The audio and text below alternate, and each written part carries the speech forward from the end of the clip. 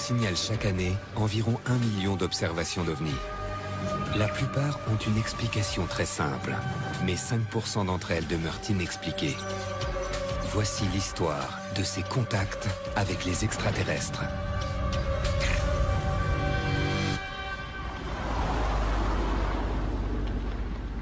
Par une froide nuit de mars, près du lac Erie, Il y en a partout. Tu peux te faire mal. les Baker rentrent chez eux après leur sortie rituelle au restaurant du vendredi soir. Rien ne les prépare à ce qui va se passer. La famille Baker, c'était Sheila et Henry, son mari. Ils avaient 2 enfants et à l'époque, Sheila en attendait un 3e. Tu roules vite. Tu fais quoi? C'est pas confortable. Laisse-moi faire. Henry, attention! Sois un peu plus prudent.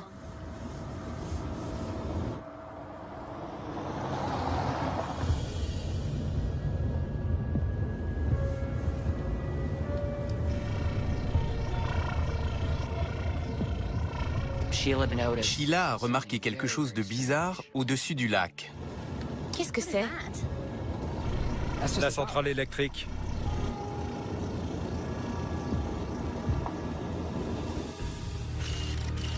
Les Baker vivent à East Lake, dans l'Ohio, à 400 mètres de la centrale électrique. La centrale est très éclairée. Sheila Baker connaissait bien les environs. À l'évidence, il s'agissait d'autre chose. C'était juste au-dessus du lac.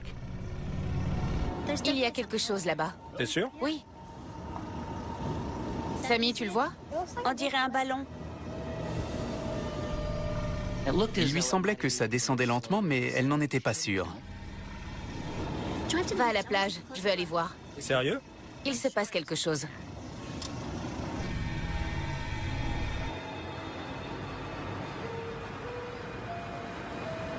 Regarde-toi là.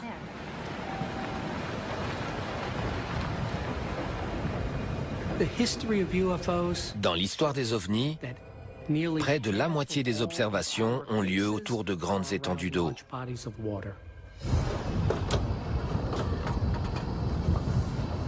Je reviens. Restez là.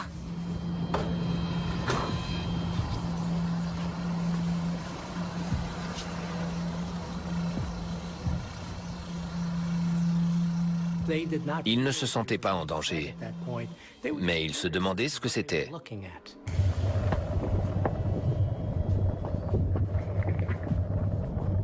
Écoute, C'est la glace qui craque.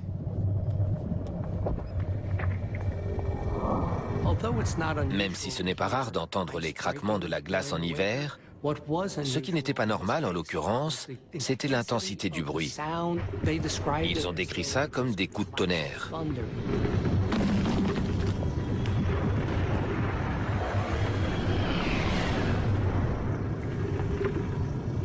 Henry voit cette chose et il est absolument stupéfait.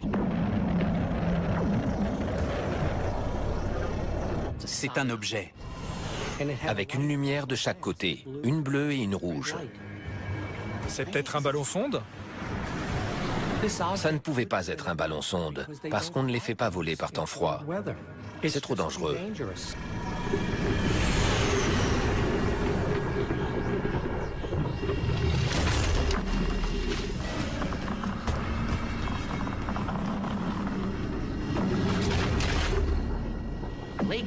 La glace du lac commence à craquer sous cet objet, sans doute à cause de la chaleur ou d'autres choses qu'il diffuse.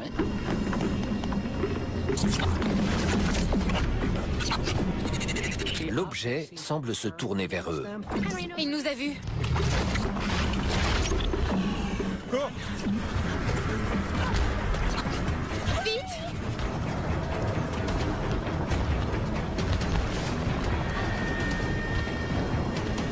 Oh, bon sang. Coupez les phares!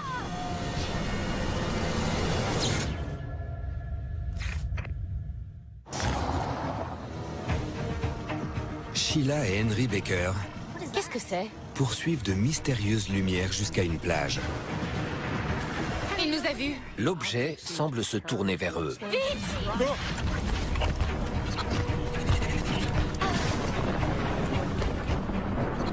Il y a 2 enfants dans la voiture et elle est enceinte du 3e.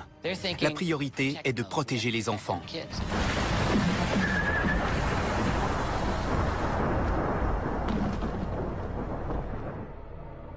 Je sais pas ce que c'était, mais il s'est tourné vers nous. Désolé, madame, mais ça concerne les gardes-côtes. Sheila appelle le poste de police local. La police répond que puisque c'est au-dessus du lac, ça concerne les gardes-côtes. Donc Sheila appelle les gardes-côtes. J'ai déjà eu la police. Madame, je ne vois pas ce qu'on peut faire. Ils l'envoient promener. Ils disent « on n'a aucune info ». Mais de chez eux, les Baker peuvent toujours voir cet objet qui flotte dans le ciel. Oh bon sang. Sheila, viens voir ça. Madame, il faudrait venir à la station. Soudain, Sheila et Henry voient des objets plus petits sortir du centre de ce gros objet en forme de ballon-sonde. Tu en vois combien? 5? Peut-être 6. D'un bout à l'autre du lac, ils filent sur des kilomètres en un clin d'œil. Madame, vous êtes là? Madame? Sheila et Henry remarquent que l'un de ces objets triangulaires se détache des autres. Il va dans la direction de la centrale nucléaire de Perry. Madame, on vous envoie quelqu'un. Ils arrivent. Ils confient les enfants aux voisins et descendent à la plage avec 2 gardes-côtes, l'officier Powell et le quartier-maître Nob. Certains de leurs collègues avaient vu des lumières bizarres au-dessus du lac, sans savoir ce que c'était. Ils ont pensé à un bateau en détresse.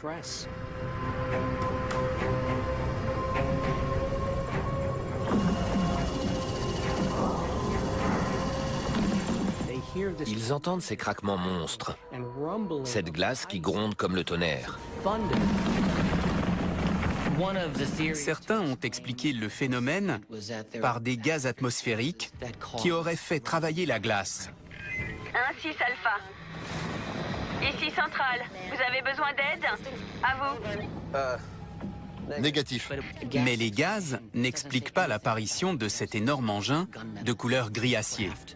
Il faut que je sorte. C'est dangereux. J'étouffe. Je sors. Sheila!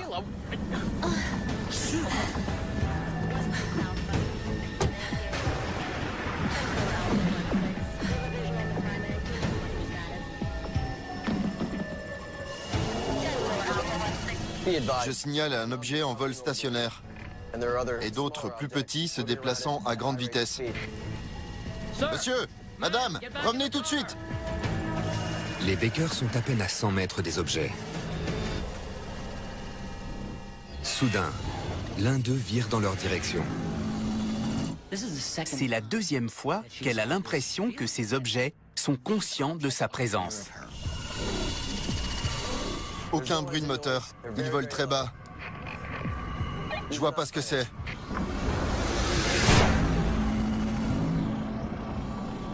Les phares! Sheila? Coupez les phares! La lumière! Coupez les phares! À partir de là, Sheila se sent en danger. Un des objets triangulaires se dirige vers eux. La lumière! Coupez les phares! Éteignez! Ils pensent que l'objet va les percuter.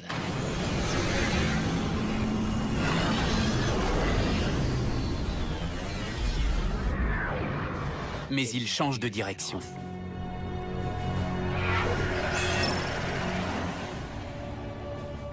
Cet objet fait demi-tour et rejoint le vaisseau mère.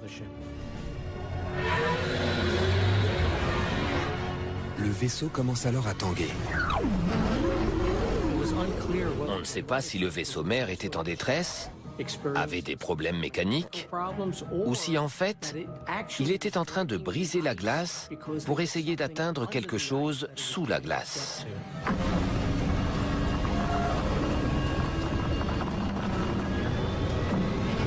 Tout à coup, plus de vibrations. Les lumières s'éteignent. Ils n'étaient pas sûrs. L'objet avait-il disparu instantanément sans qu'ils le voient partir? Ou était-il encore là, mais masqué par l'obscurité? Il y a une troisième possibilité, évoquée le lendemain par Sheila. C'est que l'objet est plongé sous l'eau. Les jours suivants, les Baker ont questionné les gardes-côtes en quête d'une réponse. Ils leur ont dit qu'ils avaient reçu l'ordre d'arrêter l'enquête.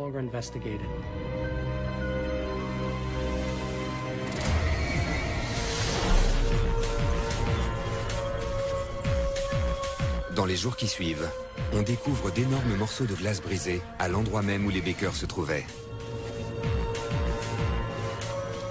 Un contrôleur aérien de l'aéroport voisin prétend que les deux grandes lumières étaient en fait Vénus et Jupiter qui étaient dans un alignement proche cette nuit-là. Quant aux autres lumières, elles auraient été dues à des gaz atmosphériques. Pourtant, quand des ufologues ont fait passer un appel à témoins dans la presse, une bonne dizaine de personnes ont décrit les mêmes ovnis que les Baker.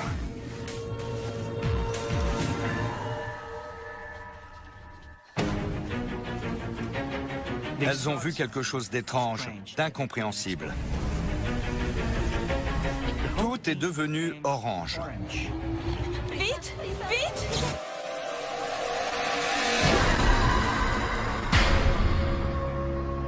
La nuit tombe sur une ferme isolée, dans le nord de l'Argentine.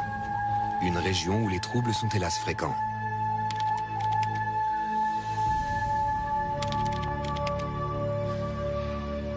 Les sœurs Yulie et Yolanda Moreno ont l'habitude des problèmes. La guérilla est très active dans la région. Et ce soir, il n'y a plus de lumière. Le groupe électrogène était en panne à la ferme des Moreno. Et tout le monde est allé se coucher de bonne heure. On n'a presque plus d'allumettes. Comme à chaque fois que leurs maris sont en patrouille, elles sont seules à la ferme. Et là, les événements étranges commencent. Tout à coup, Dora, la domestique, se rue dans la chambre. Il y a des lumières bizarres. Elle a vu quelque chose de bizarre dehors. La bonne travaillait à la ferme depuis longtemps. C'était quelqu'un de calme. Des engins. Des engins? Les deux sœurs ne l'avaient jamais vue dans un état pareil. Elle était terrorisée par quelque chose qu'elle ne pouvait même pas décrire. Dora essayait de faire comprendre aux deux sœurs que ce n'était pas seulement des lumières dehors, mais des engins, et tout près. Des lumières bizarres. Elles ont d'abord pensé à une Jeep de la guérilla, ou un tank. Les deux sœurs ne voyaient pas de quel genre d'engin Dora parlait. Yulie et Yolanda ne voyaient rien. La bonne était certaine que les lumières venaient de la voie ferrée. Alors elles sont allées voir. Dora a toujours très peur. Les deux sœurs craignent que ce soit une action de sabotage sur la voie ferrée. Et l'une d'elles est armée.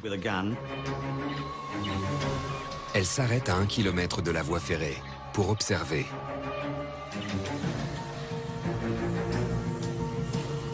Et là, elle voit les engins dont parlait Dora. Jésus-Marie. Quelque chose d'étrange, d'incompréhensible. Si c'est un véhicule inconnu. Elles ont vu ces deux objets en forme de disque, tout illuminés, avec un tube de lumière allant de l'un à l'autre, comme un tunnel de lumière.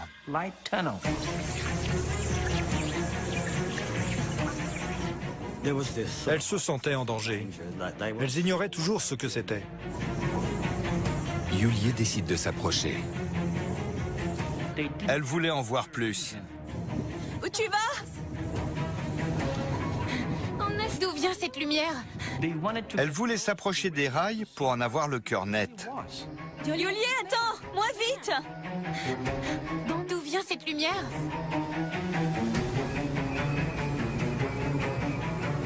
Mais ce qu'elle voit leur semble familier.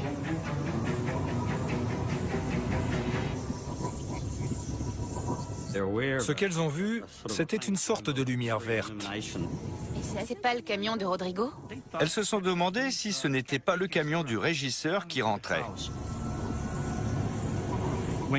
Quand elle a pointé sa torche vers la lumière verte,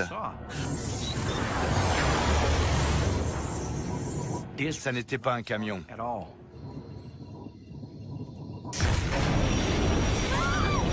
Il a émis un gros rayon de lumière. C'était une attaque.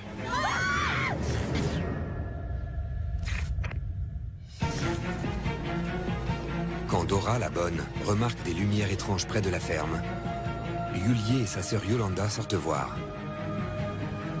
Mais de plus près, les lumières se modifient. Et tout à coup, une espèce de gros engin apparaît, tout près d'elle. Il était différent de celui de la voie ferrée. Il était énorme, 10 mètres de diamètre. Il y avait des fenêtres rectangulaires tout autour. Généralement, s'il y a des fenêtres, il y a quelqu'un à l'intérieur. Soudain, l'objet émet un rayon étrange.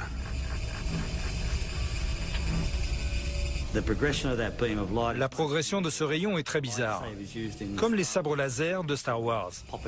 Ils surgissent et puis forment une espèce de tube de lumière. Une lumière qui ne se comporte pas comme les rayons laser que nous connaissons sur Terre.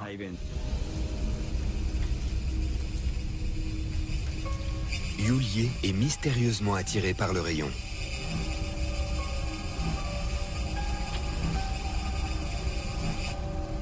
Qu'est-ce que tu fais, Yulié? Elle tend la main vers le rayon. Yulié, non! Quand on met une main dans un rayon lumineux, ça l'interrompt. Mais là, ça n'a pas l'air d'avoir perturbé ce rayon bizarre.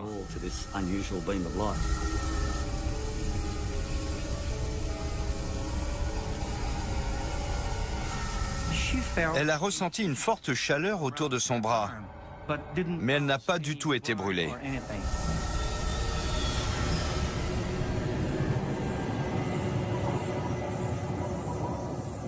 Puis, l'objet modifie son comportement. De la vapeur se dégage de l'objet.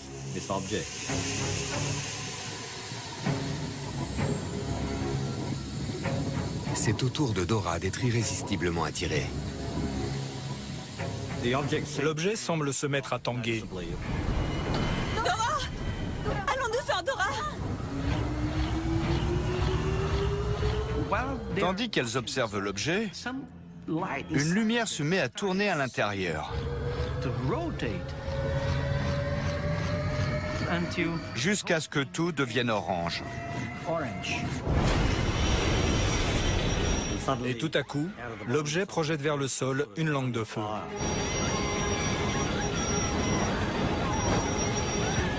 Cet énorme objet les fait tomber, les projette violemment.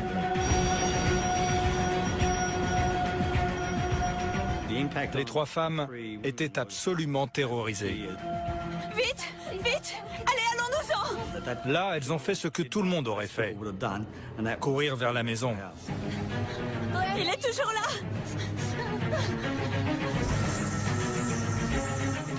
L'objet en forme de disque s'est mis à scanner la ferme.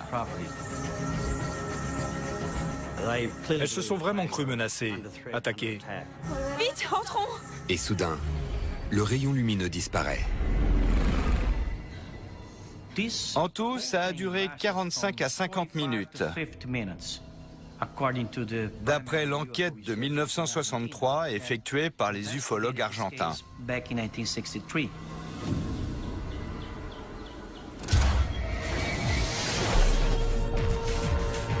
Une fois les objets disparus, Yulie et Yolanda Moreno parlent avec un voisin qui dit avoir observé une étrange activité lumineuse au-dessus de chez elle. La même nuit, un médecin dont la voiture est tombée en panne entre la ferme des Moreno et la ville de Trencas déclare avoir vu une cinquantaine de lumières inconnues au-dessus de sa tête. Alors que l'histoire fait les gros titres des journaux, les sceptiques font remarquer que les descriptions des objets diffèrent quelque peu d'un témoin à l'autre. 14 ans plus tard, Steven Spielberg s'inspirera partiellement de l'incident de Trencas pour son film Rencontre du troisième type.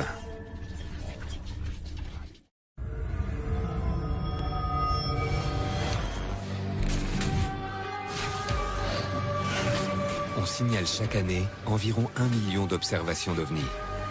La plupart ont une explication très simple, mais 5% d'entre elles demeurent inexpliquées.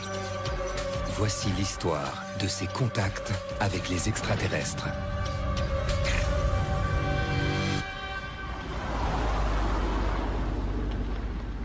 Par une froide nuit de mars, près du lac Erie, Il y en a partout. Tu peux te faire mal. les Baker rentrent chez eux après leur sortie rituelle au restaurant du vendredi soir.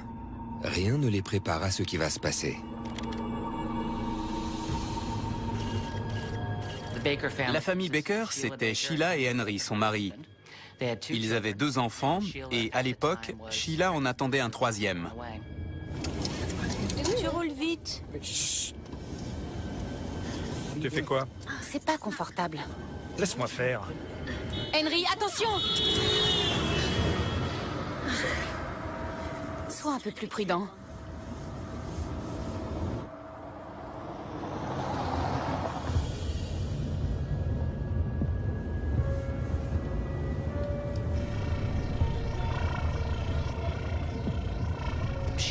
Sheila a remarqué quelque chose de bizarre au-dessus du lac. Qu'est-ce que c'est?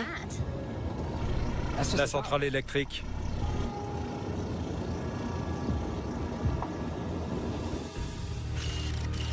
Les Baker vivent à East Lake, dans l'Ohio, à 400 mètres de la centrale électrique. La centrale est très éclairée.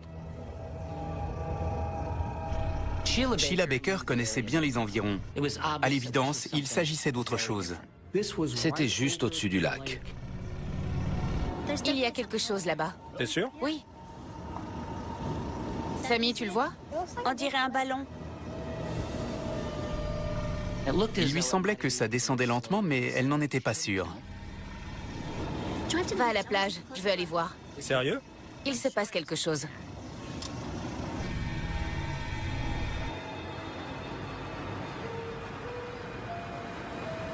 Regarde-toi là.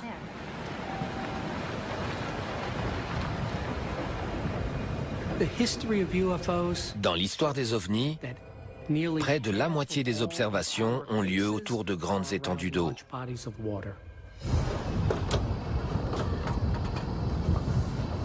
Je reviens. Restez là.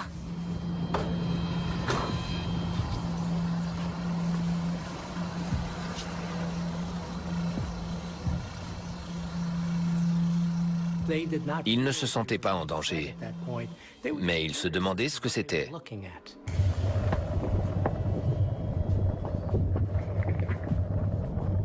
Écoute. C'est la glace qui craque.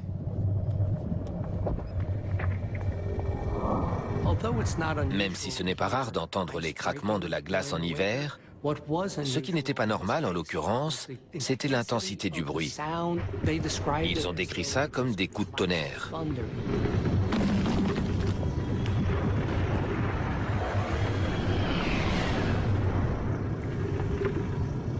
Henry voit cette chose et il est absolument stupéfait. C'est un objet. Avec une lumière de chaque côté, une bleue et une rouge. C'est peut-être un ballon sonde? Ça ne pouvait pas être un ballon sonde, parce qu'on ne les fait pas voler par temps froid. C'est trop dangereux.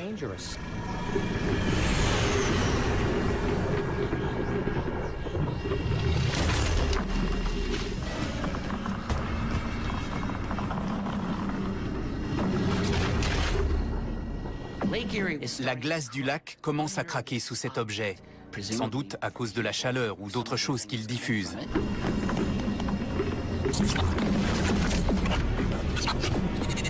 L'objet semble se tourner vers eux. Il nous a vus. Cours! Vite!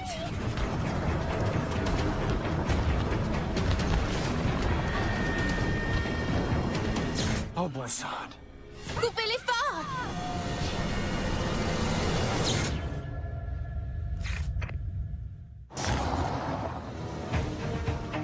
Sheila et Henry Baker Qu'est-ce que c'est? poursuivent de mystérieuses lumières jusqu'à une plage. Il nous a vus. L'objet semble se tourner vers eux. Vite!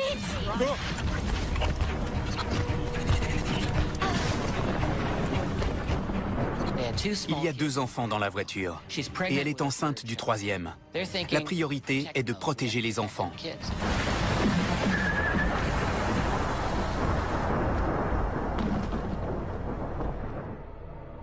Je sais pas ce que c'était, mais il s'est tourné vers nous. Désolé, madame, mais ça concerne les gardes-côtes. Sheila appelle le poste de police local. La police répond que puisque c'est au-dessus du lac, ça concerne les gardes-côtes. Donc Sheila appelle les gardes-côtes. J'ai déjà eu la police. Madame, je ne vois pas ce qu'on peut faire. Ils l'envoient promener. Ils disent « on n'a aucune info ». Mais de chez eux, les Baker peuvent toujours voir cet objet qui flotte dans le ciel. Oh bon sang! Sheila, viens voir ça. Madame, il faudrait venir à la station. Soudain, Sheila et Henry